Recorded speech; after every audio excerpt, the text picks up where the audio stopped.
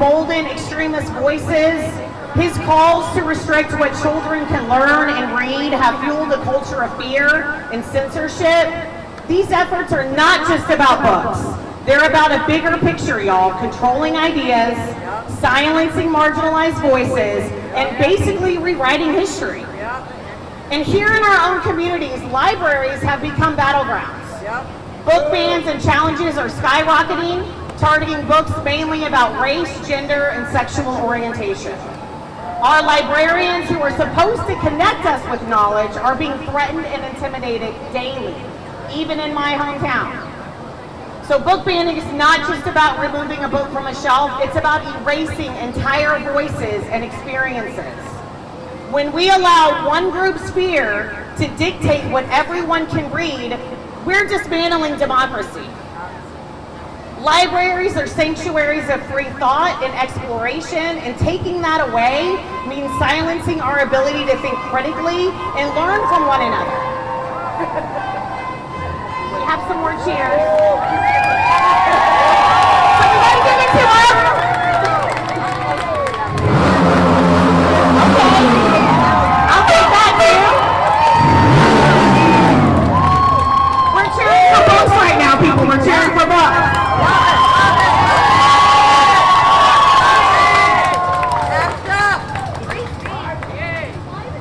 Book banning is a form of government censorship. It goes against the First Amendment and the fundamental right of free speech.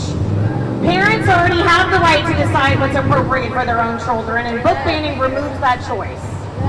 One parent's personal beliefs shouldn't limit what the whole community can read. Public libraries exist to serve the entire community, not just one group's beliefs or values. We should be expanding access to diverse perspectives, not limiting them.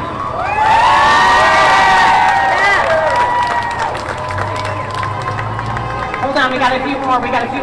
I'm not mad about this. I'm not mad. Thank you, ma'am. Thank you. So public libraries, as we know, exist to serve who? The entire community, okay, not just one group. We should be expanding access. Removing books means removing tools for learning empathy, history, and critical thinking. Students do better when they see themselves in books and learn about people who are different from them. And y'all, representation matters. And if you don't, I'm gonna tell you, if you don't believe me, Google and find all these precious videos of black girls watching the trailer for The Little Mermaid, and y'all will believe, okay, how representation matters.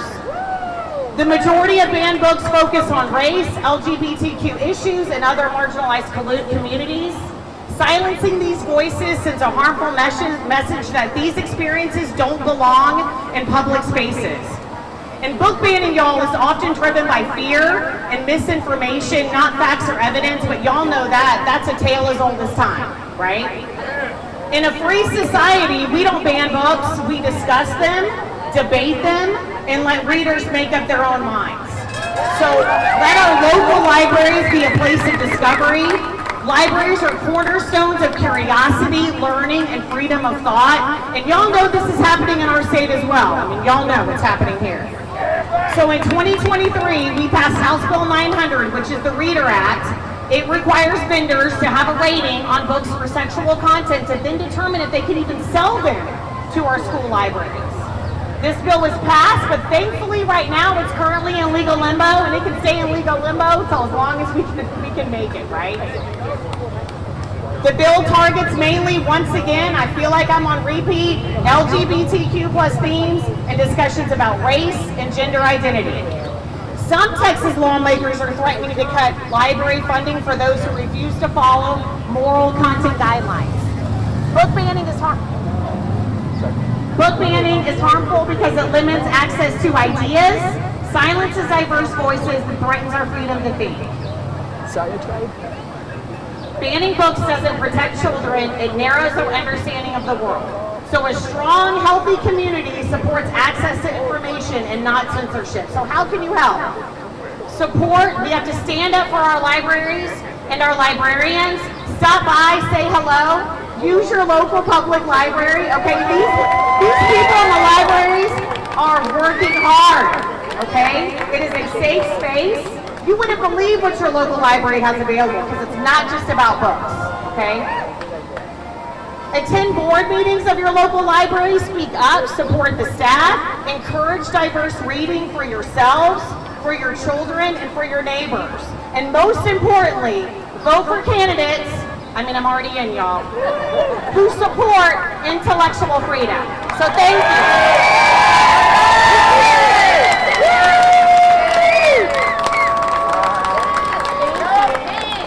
All right, you heard that. Support your library. Isn't it funny how they're banning books because they say it exposes our children to XXX and our parents want this, but yet they won't let parents choose the health care that their children need. How can you ban books and say this is what parents want, and then tell a parent you have no right over your child's health care? That makes absolutely no sense. And so now, bringing the next speaker, we have Ms. Kristen Wright McWilliams, the founder and executive director of Colleen Creators. This organization has 4 community gardens and programs to help veterans and people in recovery through professional peer support and therapeutic art. With no further ado, Ms. Kristen.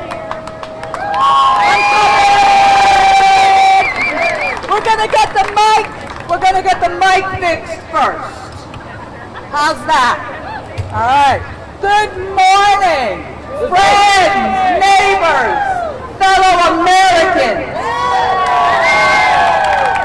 Thank you for standing here today, not just in protest, but in solidarity, in service to this country, and in hope for a better tomorrow. My name is Kristen Wright. I lead a small nonprofit, Colleen Creators. Thanks for the love. We are committed to healing, growth, community, and opportunity. We run 4 public community gardens where neighbors grow food for each other. We operate a veteran creative arts program where art turns trauma into poetry, paintings, and strength. And we provide peer support center where people in recovery from mental health challenges, addiction, find community, dignity, and a second chance. All of this is made possible through one American institution, AmeriCorps.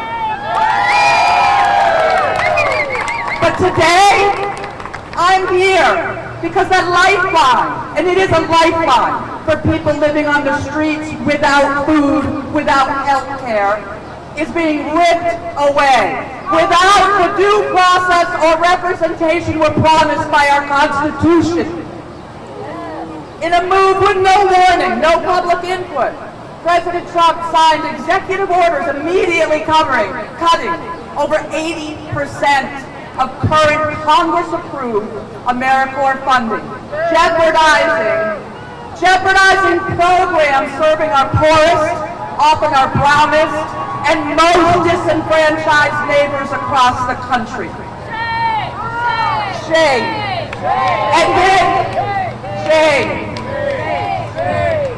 And in the 2026 budget being debated now, AmeriCorps is proposed to be eliminated. Let me say that again. The proposed budget zeroes out AmeriCorps. And the Department of Mental Health and Substance Abuse Addiction Treatment. And steals from our veterans. It erases beloved, nonpartisan institutions that were built by both parties together through democratic debate, deliberation, and votes. AmeriCorps teaches children to read. It helps people find recovery from addiction. It helps veterans not commit suicide. But it's been cut. Why? I ask, why? And it's not just AmeriCorps. These executive orders, this single signature has cut programs that have people like all of you, all of us, have fought so hard for several generations to actualize the promise of this country.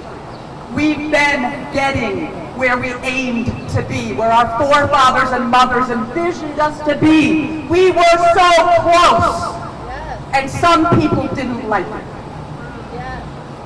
This is not just bad policy. These cuts harm and will kill people. And their executive overreach. This is not America if we allow such actions to persist and win.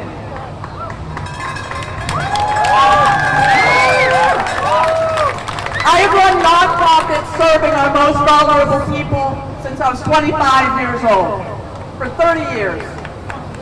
People with disabilities are the most disenfranchised people to this day in this country. People of disabilities cross all income levels, races, genders.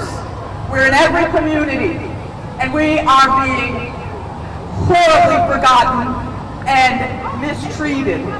And where this can go from here, for those of us who know the history, is terrifying. Children with congenital disabilities, victims of severe childhood abuse that we claim to care about in social media, people recovering from tragic accidents, veterans exposed to repeated sustained trauma, elders with frail bodies and failing minds. These are the citizens we're meant to protect. These are our family members, our neighbors. They rely on us. Combining these budget cuts with what we have seen in LA, when people had the gall to do their duty and hit the streets and say, no more, not my wife, not my cousin, not my neighbor. The police come in, okay, that's our community's police. But the president sending National Guard and Marines, it's a disgrace to the Marines. It's a disgrace to our National Guard to put them in the situation of policing their family members. Nobody can afford to sit back on the sidelines. But today I'm asking you to really consider, who are we as a nation? Who are we going to be? I'm asking you to stand up not just for an organization, not just for a group of people. All of us.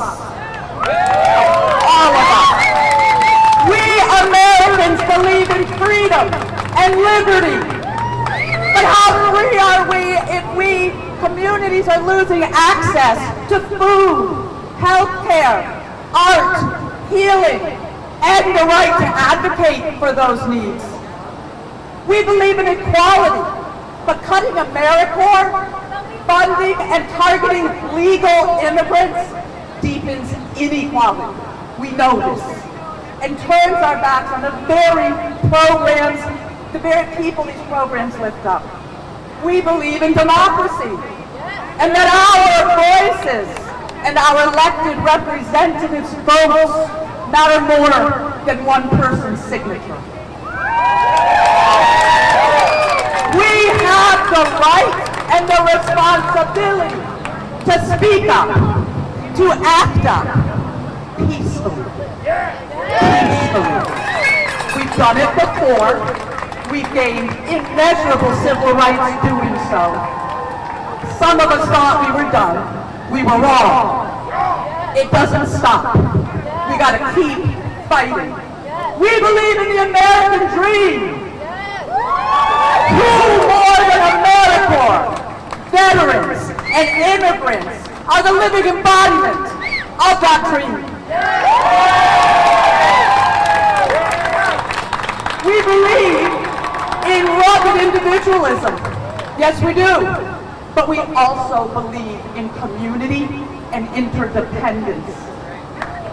In being our brother's keeper, our sister's strength, and in loving our neighbors as ourselves. We believe in the rule of law, in government, by the people, for the people. Remember that little line? We, the people of the United States, in order to form a more perfect union, establish justice, ensure domestic tranquility. Hello, Los Angeles. Provide for the common defense. Today we remind our elected officials, we've got your backs, protect us. We are the people. We are the people. We are the people. We are the people. We are the people. Listen to us. Don't jail us for exercising our constitutional right to free speech and participatory democracy. One of the hardest parts is hearing so many fellow Americans say they're scared of our government. They're scared to come out and speak up, especially if they're gay or brown. That is unacceptable. Unacceptable. Our own government. We are not powerless, however. The more privilege you have, the more you better be exercising. Here's what we can do right now. Number one, if you haven't, or if you have, call your senators and representatives. Tell them your priorities. Tell them to recall the budget cuts, to recall the National Guard, to recall the Marines. Number two, share your story.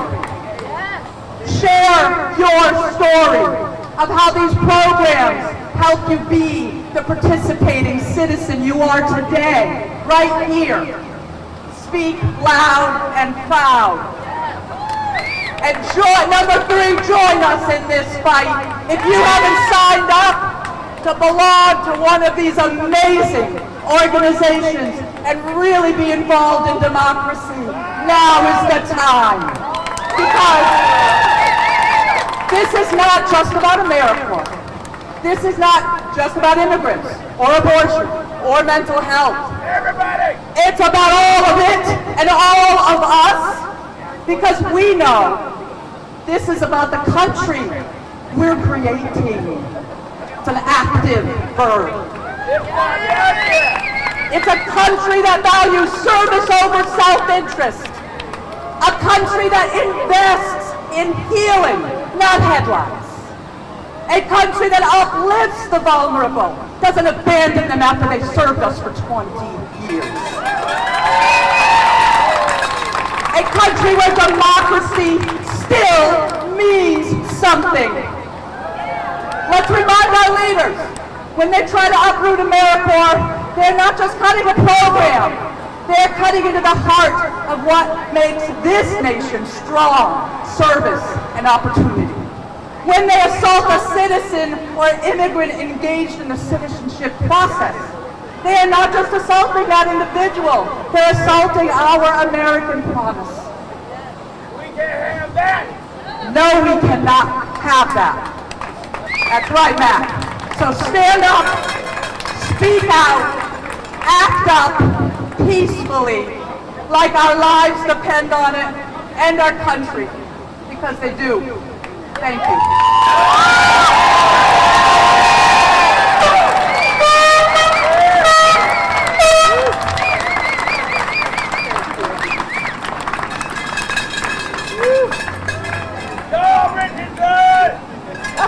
You did your best. You did your best. Thank you very much. best. All right. All right. Did we hear what Ms. Christian said? We want to act up peacefully as a group that's a counter-protest. We're going to show them how adults do it, and we're not going to engage with them. We're not going to play into that, because we are here for what? A higher purpose. We are here for what? Freedom. We are here for what? Our individual rights to do so.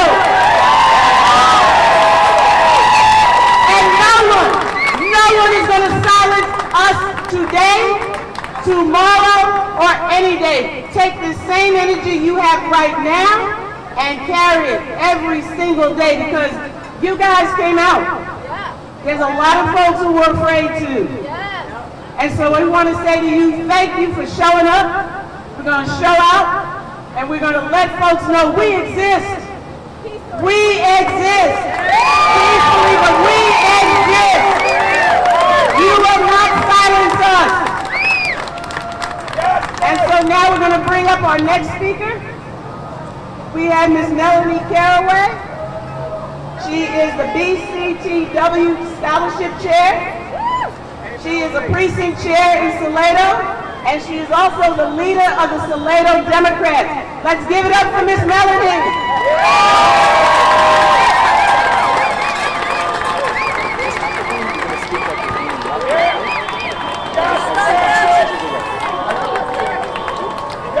Boy, is that one hard speech to follow. But tell me if you can't hear me, okay? I will speak to you about something each and every one of us cares deeply about: our children. All parents want to provide their children with a safe, loving home, food to eat, medical care when they are sick, and a good education. Many of you lay in bed at night and worry about not being able to provide those things. What if you got laid off? How would you take care of your children? Your children know that. You worry, and they worry about you. Right there, keep it right. Okay. Get up in there! I am the scholarship chair for the Bell County, Texas Democratic Women.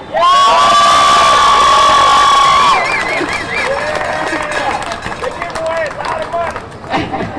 We ask the applicants to write essays, and in those essays, we ask them to tell personal stories. You would be amazed what your 17 and 18-year-olds really care about. These kids are 17 and 18-year-olds. They are heading to college in the fall. They worry that their parents can't pay for their college. They worry about what their futures will bring. They saw college grants get cut. They saw foreign students who were legally here to go to college get rounded up and sent home. Kids are being arrested for going to protests just like this one.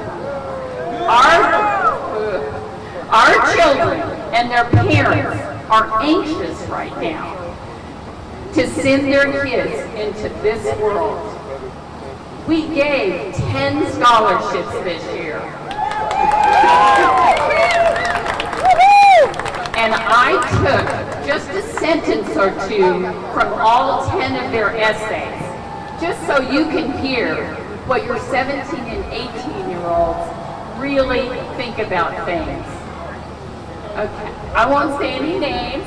Number one, I have experienced the frustration of seeing policies shaped by individuals who will never face the realities of pregnancy or challenges of reproductive health. How true is that? I believe leadership should be about serving people, not power. And the Democratic Party reflects that. Without strong public education, we're holding back generations of potential. We can't expect to be the leaders of the free world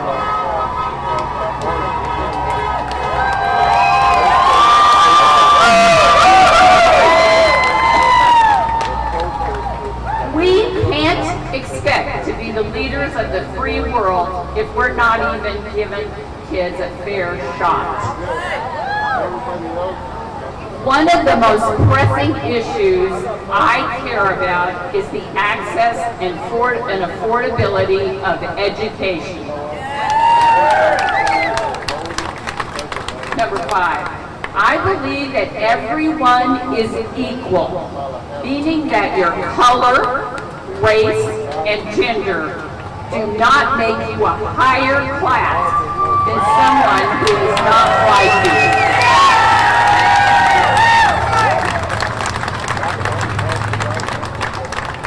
Number 6, misogyny influenced many voters into choosing a criminal solely because a woman in office would be too emotional.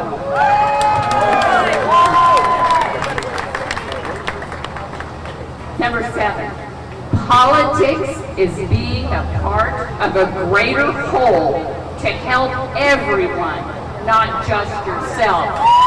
You hear that, Tom? 8, immigration has been a productive way to introduce skilled workers into the United States, and it allows people that come from third world countries a new chance at a path to success. We love our immigrants.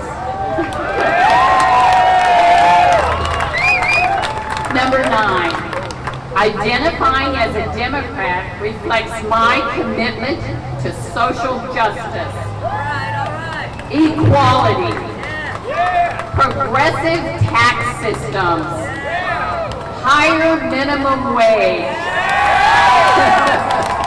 social security, universal health care, better public education, and subsidized housing. Number 10, my mom was able to support our family with help from SNAP and the Affordable Care Act. By supporting Democrats, I know I am helping another young mother stay on her feet and provide for her children. You think our children aren't paying attention out there. I think our world is going to be a better place when our children take over. Let's try to get them there, okay? How about no kings? No kings! No kings! No kings! No kings! Thank you very much, and let's hear a big cheer for our children.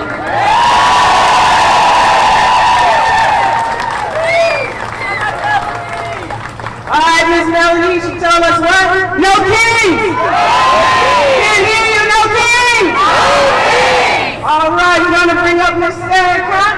She is the leader of Sentex, Indivisible Sentex, and is one of the co-sponsors of this event, presenting Miss Sarah. Hi, everyone. First of all, this is off script, but thank you all for being here. Seeing this many people is incredible. We had a town hall back in March, and we had about 150 people collected all over there, so this is just something else. Okay, can I put this in? There we go. Okay, I'm short. Okay, hi everyone. I'm Sarah Cox. I'm the founder and leader of Indivisible Syntax. We're a grassroots group here in Central Texas. We're the Bell County area, and we're working to bring the community together, speak out against the rising authoritarianism, and we're helping to create a community that is for people who value truth, equality, regardless of their political affiliation. We speak out because we see what's happening under the Trump regime, and we know that enough is enough. That's why we're here today, to say with one voice, no kings, no dictators, no strongmen, no one-man rule. This is a democracy, not a throne room, not a business to be owned, not a kingdom to be inherited or seized. We have a president who thinks he can rule by tweet, who believes that if he posts something online, it becomes law. He doesn't respect Congress, the courts, or the Constitution. He wants absolute power. That's not leadership, that's tyranny. Right now, peaceful protesters are marching in Los Angeles to oppose the cruel ICE raids and the kidnapping of innocent people. They were met with police, tear gas, and brutality. Trump chose to release the military on them. These were peaceful people protecting families and exercising their First Amendment rights. But when armed rioters stormed the Capitol, attacking police, hunting lawmakers, and trying to overturn an election, he did nothing. He let it happen. He watched, he cheered it on, and he said it was a day of love. Then he pardoned all 1,200 of them. And now he and his bootlickers in Congress are trying to pass a bill that rewards the top 1% while destroying the working class.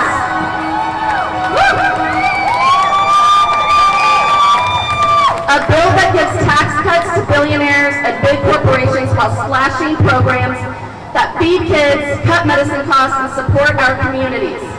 Let me be clear, that's not policy, that's class warfare.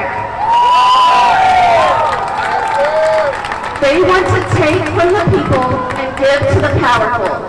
They want to rig the system so only the rich win, and the rest of us are left fighting for scraps. That's not democracy, that's oligarchy, and we say no. I know a lot of people are scared right now. I was scared to speak up too. But I realized something.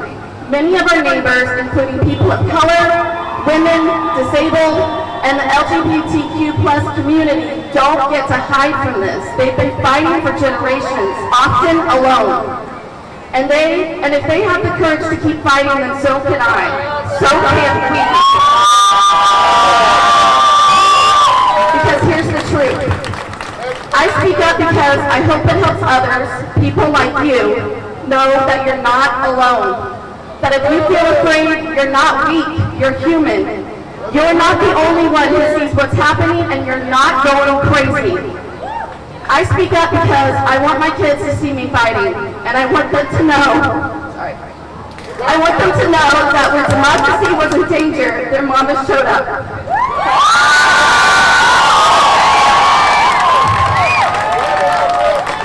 That we stood together, that we were on the right side of history. And I want to ask you this.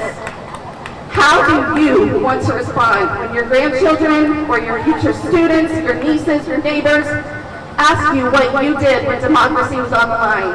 Did you sit back and hope that someone else would save it, or did you fight like hell for their future?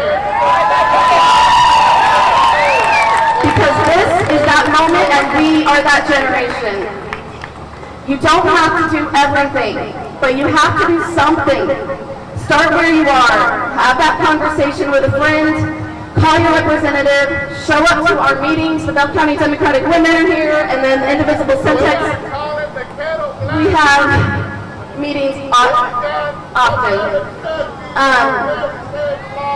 Hold a sign, ask a question, share a post, or just come stand beside us like you did today. There is a place for you in this fight, no matter your experience, your background, or your skills. I wasn't involved in politics before this. I wasn't an organizer. I was just a mom, a neighbor, and a person feeling completely alone and disgusted by all the hate and division that is plaguing our country. And now I'm running a resistance. So trust me when I say, if I can do it, you can too. And we need you, all of you. Because this isn't about left versus right, it's about right versus wrong. It's about people over party. It's about whether we decide our future or whether one man and his billionaire friends do. So let me ask you, do we want a dictator? Do we want a king? Do we want a government that works for us? We want free and fair elections, leaders who serve, not rule, communities safe from hate and violence, a future that belongs to us all. I started an Invisible Syntax to fight back against the Trump regime. We're here, organizing, educating, and taking action because we know democracy only survives if we protect it. So when they try to divide us with hate, we respond with solidarity. When they try to silence us, we respond with our voices. And when they try to crown themselves, we remind them, no kings. Not us. We are the people. We are the patriots. And we are not backing down. So thank you again, all of you, for coming. Stay peaceful and have a good time. Thank you all.